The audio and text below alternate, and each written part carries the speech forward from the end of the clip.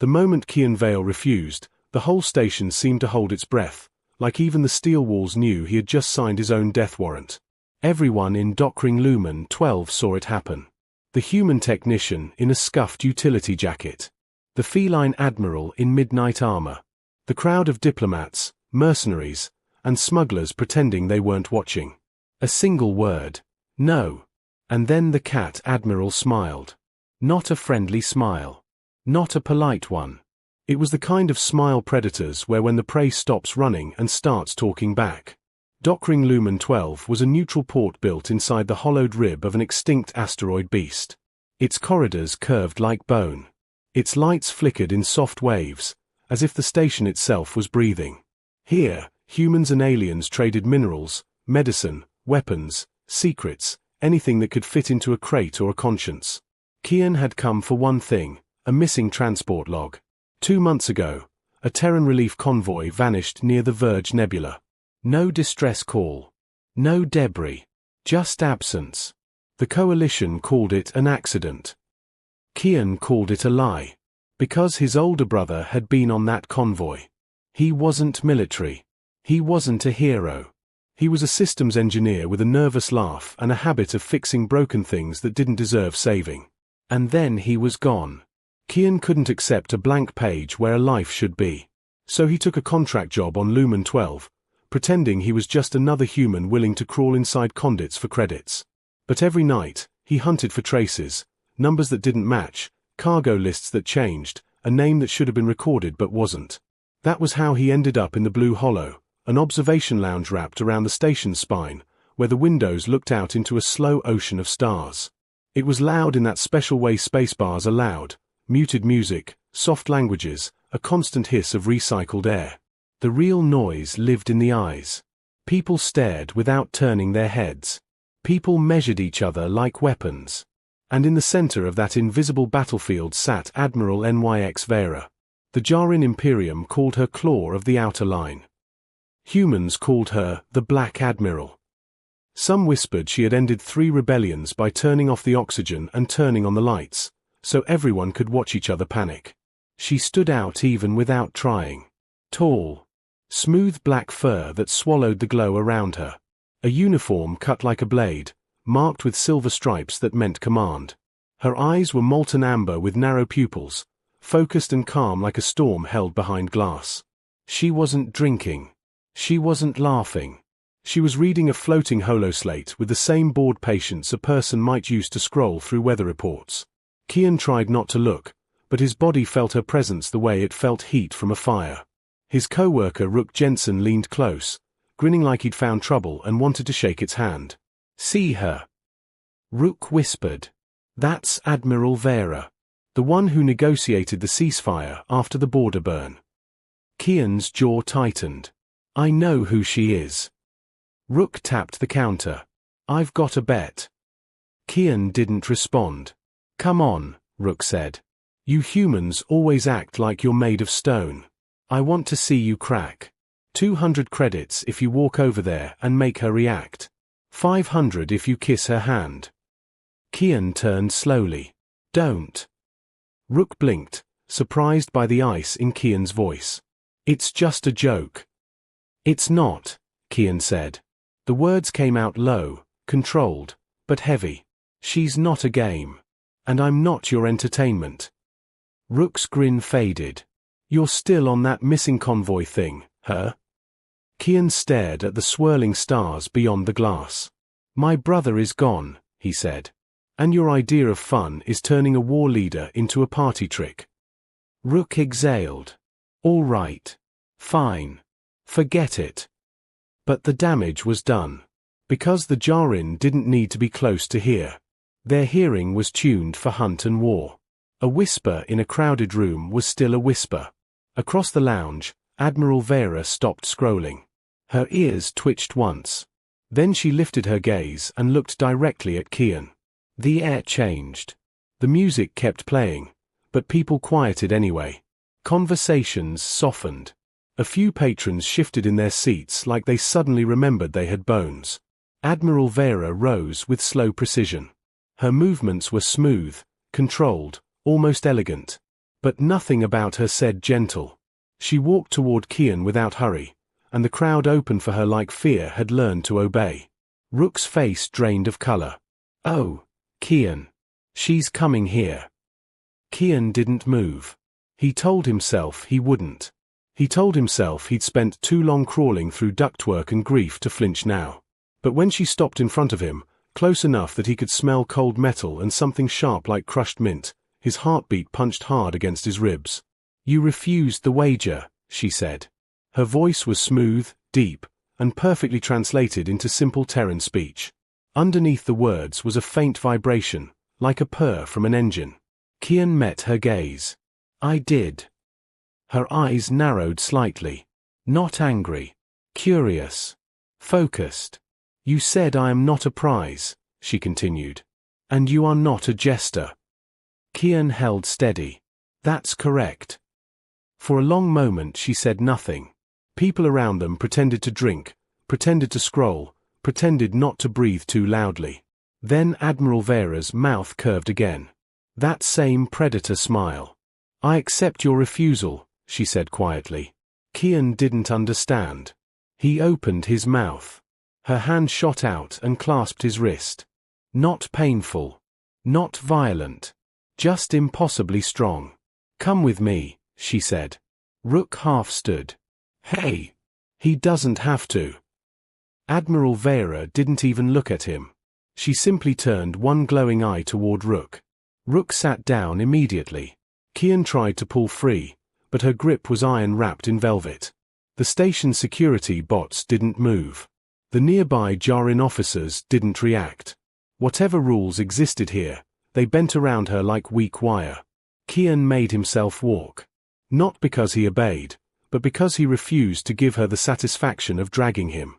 She led him through a quiet corridor into a private lift. The doors sealed. The lounge noise vanished. Only the hum of the lift remained. Kian watched her reflection in the dark metal wall. Up close, he could see faint scars hidden under her fur, thin pale lines like old lightning. "Why me?" he asked. Her eyes stayed forward. "Because you said no when your fear wanted yes." The lift opened onto an observation deck no one used at this hour. A wide dome of reinforced glass revealed the galaxy like a wound of light. Stars scattered across black. Nebula mist drifting like colored smoke. Admiral Vera walked to the railing and looked out as if she owned the universe and it agreed. Kian stayed a step behind her. "You hate us," she said. It wasn't a question. Kian swallowed. "I don't hate your species. I hate what you do." She turned slightly. "Explain." "My brother vanished on a relief convoy," Kian said. "No wreck. No call. Your patrols were in that sector. Your empire controls the lanes. And suddenly there's nothing. Like someone erased him." Admiral Vera's ears lowered a fraction. The smallest sign of discomfort. "The Verge Nebula eats signals," she said. "That's a story people tell when they don't want to investigate," Kian replied. Silence stretched. Then she stepped closer, invading his space with calm dominance. Kian forced himself not to step back. "You refuse games," she said softly. "You refuse weakness. You refuse to beg." Kian's throat felt tight. "What do you want from me?" Her gaze held his like a lock. "To see if humans are as dangerous as my instincts suggest." Before Kian could answer, she moved. Her hands cupped his face, not tender but controlled. Her gloves were cool against his skin. Kian's body tensed, expecting a strike. Instead, she pulled his head slightly to the side and leaned into the curve of his neck. He felt the brush of her breath. Then, pain. Sharp, immediate, stunning. Her fangs pierced skin and sank deep, just above his collarbone. Kian gasped, knees buckling, but her arm wrapped around his torso and held him upright like he weighed nothing. Heat flooded his body. Not only blood. Something else. A surge, like fire threaded through his veins, racing toward his heart and brain. His vision flashed white. The stars blurred into streaks. He tried to shove her away, but his arms wouldn't obey. His muscles locked as if his body had become a statue. 5 seconds. That was all. But it felt like time snapped in half. She released him. Kian collapsed to the floor, one hand clamped to his neck. Blood coated his fingers, then the bleeding slowed too quickly, the wound sealing with unnatural speed. He looked up, breath ragged, throat burning. Admiral Vera stood over him, wiping a single red smear from her lip. Her eyes glowed brighter now, pulsing faintly. "What did you do?" Kian rasped. She crouched, close enough that he could feel her presence like gravity. "You wanted truth," she whispered. "Now you are tied to it." Kian's head swam. "Why?" Her voice turned colder, like a blade sliding free. "Because the Imperium is about to purge its weak links," she said. "And I just declared you mine." Kian's stomach dropped. He tried to speak, but darkness rushed in from the edges of his vision. The last thing he saw was her amber eyes reflecting starlight, beautiful, ruthless, and unafraid. Then the world went black. Kian woke to silence that felt too clean to be real. At first, he thought he was dead. There was no station hum, no distant chatter, no vibration through the floor. Just stillness, thick and controlled, like the pause before something breaks. Then pain arrived. Not sharp. Not screaming. A deep, rhythmic ache pulsed from his neck down into his chest, syncing perfectly with his heartbeat. With every beat, something tugged inside him, like an invisible thread tightening and loosening again. Kian sucked in a breath and opened his eyes. He was lying on a medical platform made of dark, seamless alloy. The room around him was circular, dimly lit by soft amber panels embedded in the walls. No windows. No visible doors. The air smelled sterile, but underneath it was something unfamiliar, warm, faintly metallic, almost alive. He lifted a hand to his neck. A hexagonal patch rested over the place where the Admiral had bitten him. It was smooth, warm to the touch. Not a bandage. More like a seal. "You're awake earlier than predicted," a voice said. Kian flinched and turned his head. A small alien stood near a floating console, her fur a dusty copper color, ears oversized and expressive. She wore a mismatched outfit, half medical coat, half engineer's harness stuffed with tools and blinking devices. She was chewing something and watching a scrolling data stream with mild annoyance. "Who are you?" Kian croaked. She glanced at him. "Ah." Speech intact. Good sign. She swallowed. "I'm Dr. Slyrine. Biosystems engineer. Temporary medic. And currently the only thing standing between you and total neural collapse." Kian pushed himself up. The room tilted, then steadied. "What did she do to me?" he demanded. Salai walked over and leaned against the platform. "Admiral Vera gave you a sovereign mark." Kian stared at her. "A what?" Salai made a face. "Ancient Jarin bonding protocol. Predates spaceflight. Predates writing, actually. Very messy biology. Very illegal in most modern sectors." Kian's chest tightened. "Bonding, like ownership." Salai tilted her head. "Ownership implies distance. This is worse." She tapped the console, and a hologram bloomed in the air, two glowing silhouettes connected by a web of light. "That mark rewrote your nervous system," she said. "Nanoorganic compounds in her saliva integrated with your DNA. Your bioelectric signals now resonate with hers." Kian's mouth went dry. "You're saying she hacked my body?" "In simple terms." Salai nodded. "Yes." He swung his legs off the platform and stood, legs shaking. "Undo it." Salai snorted softly. "If I could undo it, half my species would worship me as a god. The bond is self-stabilizing." Kian took a step toward the wall, and froze. Pain flared in his chest, sharp and sudden, like a hook yanked deep inside him. He gasped and dropped to one knee, clutching his sternum. Salai sighed. "Too far." What was that?" Kian panted. "Distance feedback," she said calmly.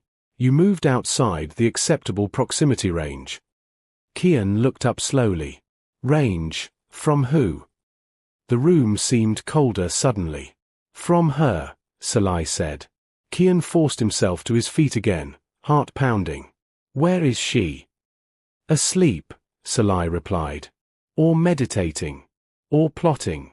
With the Admiral, it's often all three at once. Kian tried to breathe through the discomfort. This is kidnapping. This is slavery. Salai considered him. From a human legal perspective? Yes. From an imperial one? You're a strategic extension. Kian laughed, a sharp, broken sound. I didn't agree to any of this. No, Salai said softly. But she did. Before Kian could respond, the air shifted. That invisible thread inside him tightened, not painfully this time, but insistently, like someone tugging his attention sideways. He felt it then. Not a voice. Not words. A presence. Strong. Focused. Tired. Fear flickered through him, then something else slid in beneath it. Determination. Anger held in check. A sense of responsibility so heavy it bent everything around it. Kian staggered back, pressing a hand to his chest. She's thinking. Salai's ears perked up. Ah. First resonance awareness. That's fast. Humans adapt frighteningly well. I can feel her, Kian whispered. Not thoughts. Feelings. Salai nodded. Bidirectional feedback. Weak on your end, stronger on hers.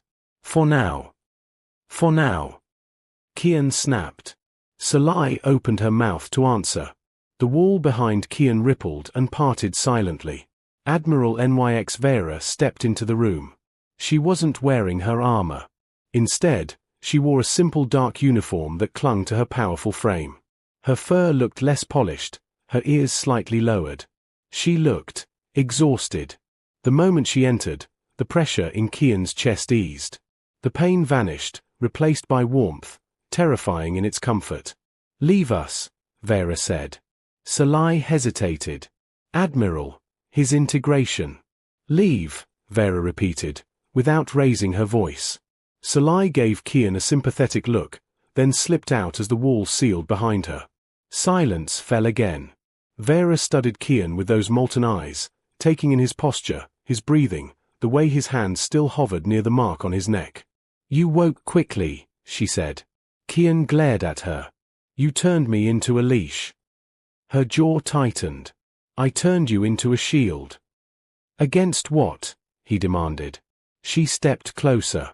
The connection flared, emotion bleeding into him. Urgency. Pressure. A ticking clock. The Imperium is fracturing, Vera said. Old blood demands purity. Weakness must be burned out. Kian swallowed. And I'm, what? Proof of weakness. You are proof of unpredictability, she replied. And that terrifies them more. Kian laughed bitterly. So you marked me to scare your own people. I marked you, Vera said, voice low, because they cannot kill you without killing me. The words hit harder than any blow. Kian stared at her. You tied your life to mine. Yes. Why? For the first time, her gaze faltered. Because humans do something my species forgot how to do, she said quietly. You challenge fate without needing permission. Kian felt it then, fear, raw and sharp, leaking through the bond. Not for herself. For him. You think they're coming, he said. They already are, Vera replied. As if summoned by her words, the deck vibrated with heavy footsteps beyond the wall. A deep voice echoed through the chamber doors. Admiral NYX Vera, it boomed. By authority of the High Claw, you are ordered to present your bonded human for evaluation. Kian's stomach dropped. Evaluation, he asked. Vera's eyes hardened. A ceremony, she said. One that decides whether you are an asset or a flaw. And if they decide I'm a flaw? Her claws flexed. Then they will try to kill you, she said. And learn what it costs to underestimate humanity. The doors began to open. And somewhere deep inside Kian's chest, something new awakened. Not fear, not rage. Resolve. The chamber beyond the doors was vast and ancient, carved from dark stone-like alloy that predated the station itself. Tall pillars curved upward like the ribs of a colossal beast, etched with symbols that glowed faintly as Kian stepped inside. The air felt heavier here, charged with expectation and judgment. Rows of Jarin officials lined the upper tiers, commanders, elders, and warriors wrapped in ceremonial armor. Their eyes tracked Kian with open disdain, curiosity, or hunger. This was not a courtroom. It was an arena dressed in tradition. At the center stood a raised dais shaped like a claw, and upon it waited High Claw Vorek. He was enormous even by Jarin standards, his fur pale gray streaked with ritual scars. His presence pressed down on the room like gravity. When he spoke, his voice echoed through Kian's bones. "This is the human?" Vorek asked. Vera stood beside Kian, perfectly still. "Yes." Vorek's eyes narrowed. Small. Fragile. Emotional. Kian felt the word strike Vera through the bond, controlled irritation, held back by discipline. He also felt something else, faint but sharp. Pride. Kian straightened his shoulders. "I was told humans are clever," Vorek continued. Yet this one refused a ceremonial dominance test. An insult. "It was not his test," Vera replied. "It was a mockery." A ripple of murmurs passed through the chamber. Vorek's tail lashed once. "You claimed him without sanction." "I did," Vera said. "I accept responsibility." "Responsibility does not erase consequence," Vorek said. "The sapphire perihelion is near. We cleanse weakness before it arrives." Kian's chest tightened. He felt the pull of the bond, Vera's readiness to fight, to sacrifice. He stepped forward. The guards shifted instantly, weapons humming. Vera's head snapped toward him. "Do not." "Let me speak," Kian said calmly. The room froze. No human spoke here. Humans were observers, tools, negotiators. Never participants. Vorek studied Kian with cold interest. "You may." Kian took a slow breath. "You think I'm weak because I didn't play your game. Because I didn't bow or flirt or beg." He met Vorek's gaze. "That's fine. Humans survive because we don't confuse tradition with truth." A low growl rolled through the chamber. "You dare lecture us?" Vorek snarled. "I dare question you," Kian replied. "Because I don't need permission to think." He felt it then, Vera's shock through the bond, sharp and electric. Not anger. Admiration. "You judge strength by dominance," Kian continued. "By who bends first. Humans judge strength by who adapts." Vorek laughed, a harsh sound. "And what does that adaptation look like, little human?" Kian raised his hand and tapped the mark on his neck. "This." The chamber erupted in noise. Vera stiffened. "Kian." "You bound yourself to me to protect me," Kian said, turning slightly toward her. "But you didn't realize what that meant." He turned back to Vorek. "Your bond works both ways." Salai's words echoed in his memory. Resonance. Feedback. Adaptation. "I can feel her," Kian said. "Her fear. Her discipline. Her loyalty to this Imperium." He closed his eyes, and focused. The pull inside him shifted. Vera gasped. A shockwave rippled outward, invisible but undeniable. Several officials staggered. The glyphs along the pillars flared bright. Vorek's eyes widened. "What did you do?" Vera demanded, though she already felt the answer. "I listened," Kian said. "Humans are good at that." He opened his eyes. "Your bond amplifies neural states. You use it for control. Humans use it for problem-solving." He met Vorek's gaze again. "I just synchronized with her." The High Claw stepped back half a pace before catching himself. "Impossible. You feared I was a weakness," Kian said. "But I'm a mirror. And right now, your empire is afraid." The silence that followed was absolute. Vorek's expression hardened into fury. Enough. This human is destabilizing the chamber. He's revealing it, Vera said quietly. Vorek rounded on her. You defend him. I acknowledge reality, she replied. And reality is changing. Vorek raised a clawed hand. Then we test him properly. The floor beneath Kian shifted, panels sliding apart to reveal a circular platform descending into darkness. Trial of worth, Vorek declared. If he survives, he stands. If not. You lose me, Vera said flatly. Vorek's lips curled. Then choose carefully, Admiral. Kian felt her conflict like a storm inside his chest. He placed a hand over hers. I'll do it, he said. But on one condition. Vorek laughed. You have no leverage. Kian smiled. Yes, he said. I do. He leaned closer to Vera and whispered, trust me. Through the bond, he sent her something simple and unmistakable. Confidence. The platform locked into place. The trial began. And for the first time in centuries, the Jarin Imperium realized they had not captured a pawn. They had activated a catalyst. The platform dropped. Not fast. Not slow. Deliberate. Kian felt the descent in his bones as the chamber above sealed shut, cutting off the watching eyes of the High Claw and the Council. Darkness swallowed him, broken only by faint lines of light sliding along the walls of the shaft. The air grew colder. Thicker. Charged with something old. This trial predates your species, Vera's voice echoed in his mind through the bond. Controlled. Tight. Afraid. I know, Kian replied silently.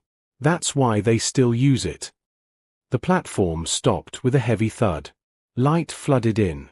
Kian stood in a massive subterranean arena, circular and vast, its floor etched with ancient symbols worn smooth by centuries of blood and claws. The walls rose high, disappearing into shadow. This place wasn't built for spectators. It was built for judgment. A deep, resonant tone vibrated through the air. The trial had begun. From the far side of the arena, something moved. At first, Kian thought it was a shadow. Then it stepped into the light. A Jarin war beast. It stood on 4 massive limbs, its body covered in plated muscle and scarred fur. Its eyes glowed dull red, not with intelligence, but with conditioned rage, its spine studded with metallic implants. Chains hung loose from its shoulders, snapped long ago. Kian swallowed. Designed to kill, Salai's earlier voice echoed in his memory.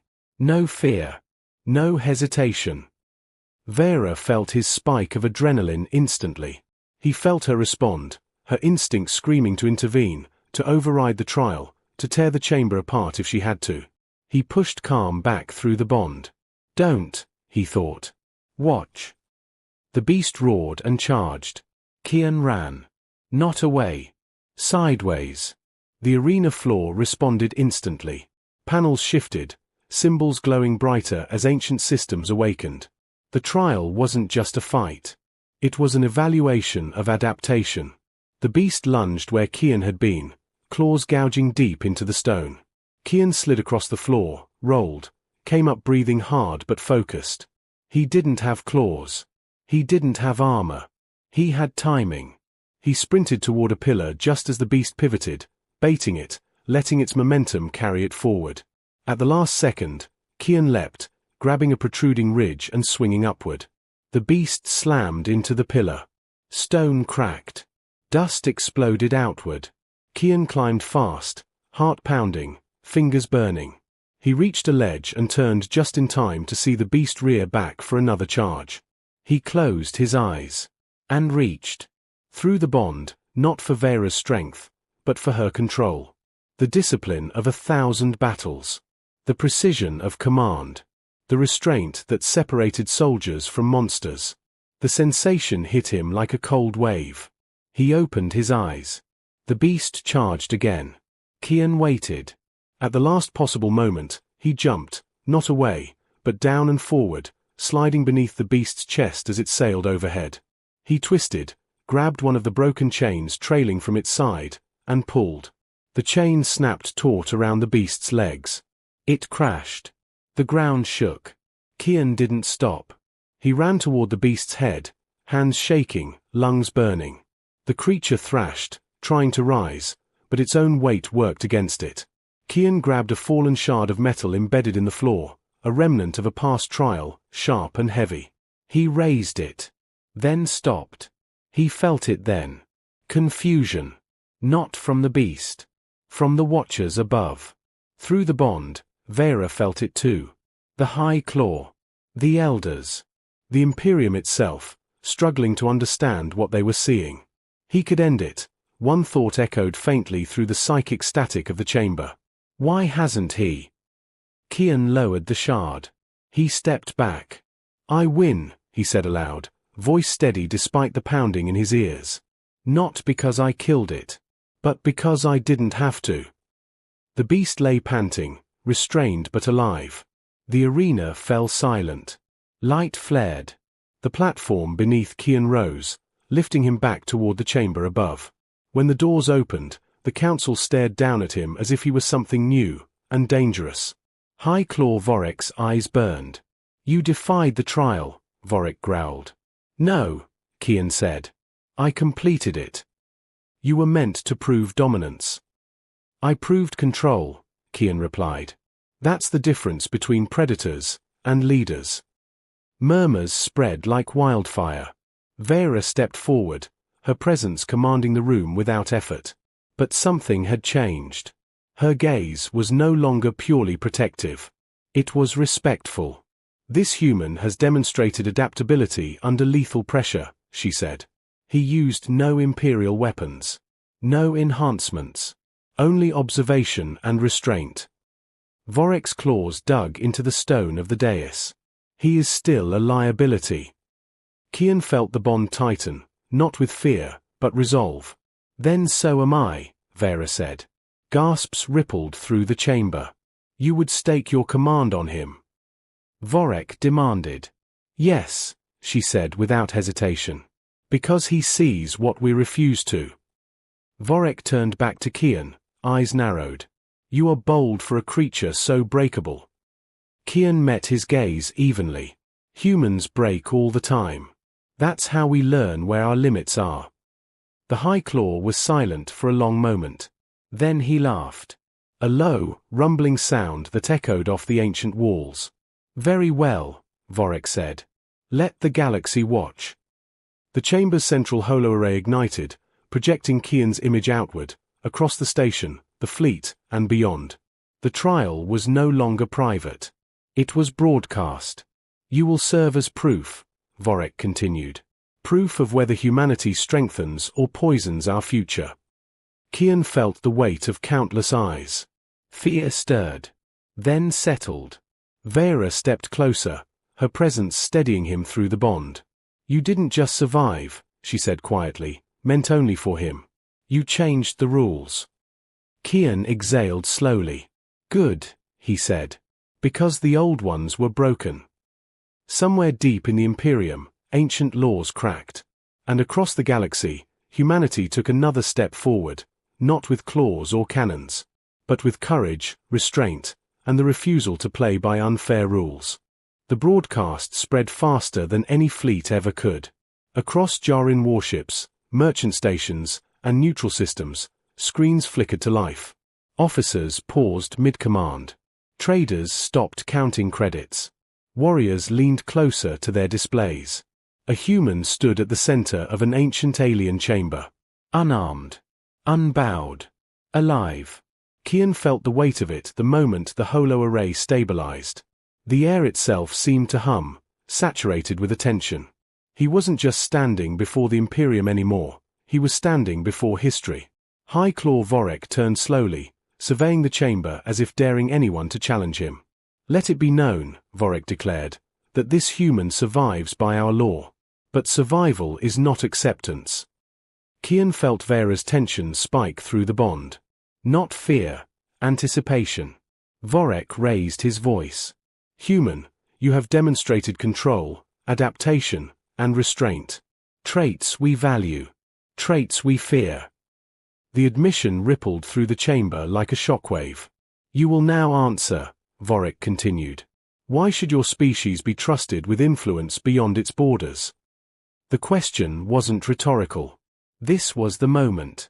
Kian took a step forward. His heart hammered, but his mind was clear. Because we don't pretend we're perfect, he said. The chamber stilled. Every species here talks about strength, Kian continued. About honor. About destiny. Humans talk about mistakes. A murmur passed through the watchers. We document them. We argue about them. We fight over them. And then, sometimes, we fix them. Vorek's eyes narrowed. You fix them by waging wars. Yes, Kian said. And we regret it. That word landed harder than any threat. Regret is not weakness, Kian said, voice steady. It's feedback.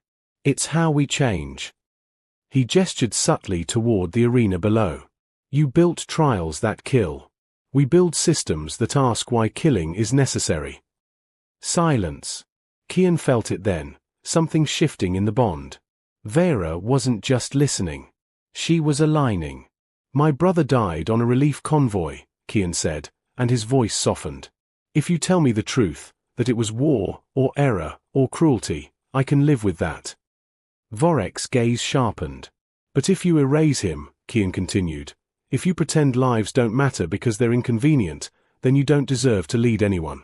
Not your people. Not mine. The chamber erupted. Shouts. Growls. Arguments spilling over one another. Vorik raised a clawed hand, and silence slammed back into place. You accuse us of erasure, Vorik said. Yet you stand here alive because of our law.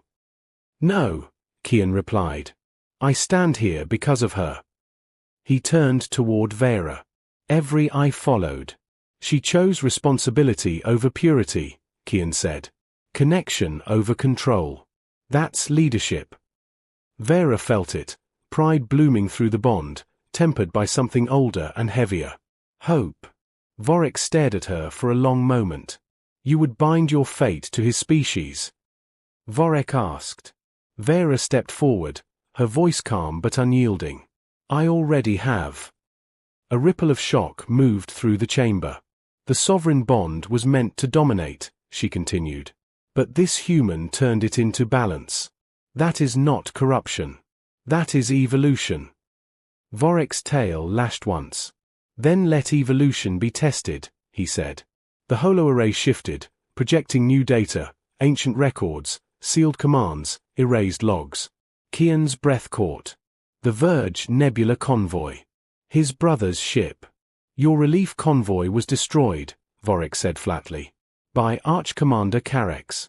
Unauthorized. Classified. Kian's chest tightened, grief crashing through him like a wave, but underneath it was something solid. Truth. We buried it to avoid escalation, Vorik continued. That was an error. An error. The Imperium's word for atrocity. Kian closed his eyes briefly. Through the bond, Vera felt his pain, and shared it, fully, without retreat. When he opened his eyes again, his voice was steady. Then correct it. Vorik studied him. How? By acknowledging it, Kian said. By changing what comes next. The High Claw was silent for a long time. Then, slowly, he inclined his head. A human asks an empire to change, Vorik said, and offers nothing in return. Kian shook his head. We offer everything. Accountability. Cooperation. A future where you don't have to pretend you're flawless to be powerful. Vorik exhaled heavily. The Imperium will not kneel, he said. Kian met his gaze. Neither will humanity. Another pause. Then Vorik turned to the council. The sovereign bond stands, he declared. The human remains under Admiral Vera's protection. The purge is suspended. Gasps echoed. An inquiry will be opened, Vorik continued, into past actions, including the Verge incident. Kian's breath hitched. That is my judgment, Vorik said. For now. The holo array dimmed. The chamber began to empty, voices low and uncertain. Nothing was resolved, but everything had changed. As the last officials departed, Vera remained beside Kian. "You challenged an empire," she said quietly. Kian let out a slow breath. "You gave me the chance." "No," she replied. "You took it." They stood together in silence, bound not by dominance, but by choice. Across the galaxy, analysts argued. Commanders recalculated. Species that had dismissed humanity as loud, fragile, and reckless began revising their assumptions. Humans had not won a war. They had won something harder. Recognition. Kian looked out through the observation glass as stars drifted by. "So what happens now?" he asked. Vera's ears tilted slightly, a rare sign of uncertainty. "Now," she said. "Now the galaxy watches what humans do with the power of being taken seriously." Kian nodded. "Good," he said. "We've been practicing for a long time." And somewhere, far beyond fleets and empires, humanity proved once again that its greatest strength was not its weapons, but its willingness to stand, speak, adapt, and refuse to disappear.